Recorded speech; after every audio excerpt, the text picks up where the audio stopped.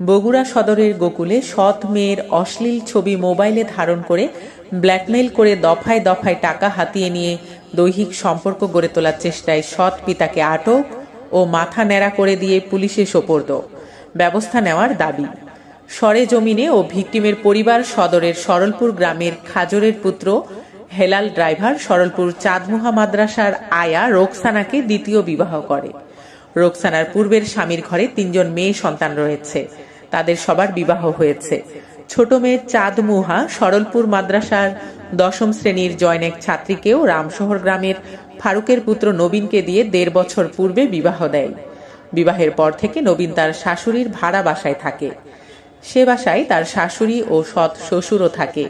নবীনের সৎ শ্বশুর হেলাল ৩-৪ মাস পূর্বে তার সৎ মেয়ের মোবাইল থেকে অশ্লীল ছবি গোপনে ডাউনলোড করে তাকে ব্ল্যাকমেইল করে তার সাথে দৈহিক সম্পর্ক তৈরির চেষ্টা করে এবং বিভিন্ন সময়ে ছবিগুলি ফেসবুকে ভাইরাল করার ভয় দেখিয়ে কয়েকবার তার সৎ মেয়ে ও জামাইয়ের কাছ থেকে মোটা অঙ্কের টাকা হাতিয়ে নেয়। বুধবার সকালে বিষয়টি ব্যাপক আকার ধারণ করলে নবীনের সাথে তার শ্বশুরের ঝগড়া সৃষ্টি হয়।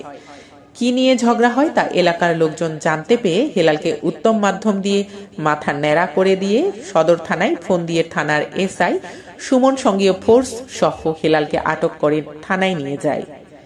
এ ব্যাপারে নবীনের স্ত্রীর সাথে কথা বললে সে জানায়, আমার সৎ পিতা আমার মোবাইল থেকে আমার নিজের ও স্বামীর সাথে তোলা অশ্লীল ছবি ডাউনলোড করে তার মোবাইলে নিয়ে ফেসবুকে ভাইরাল করে দেওয়ার ভয় দেখিয়ে বিভিন্ন সময় আমার ও আমার স্বামীর কাছ থেকে টাকা হাতিয়ে নেয়। দৈহিক কোনো সম্পর্ক হয়নি, তবে তার মনে আরো কি ধারণা ছিল তা জানি না। আমি তার শাস্তির দাবি জানাচ্ছি। এই রিপোর্ট লেখা পর্যন্ত নবীনের পক্ষ থেকে থানায় মামলা দায়েরের প্রস্তুতি চলছিল।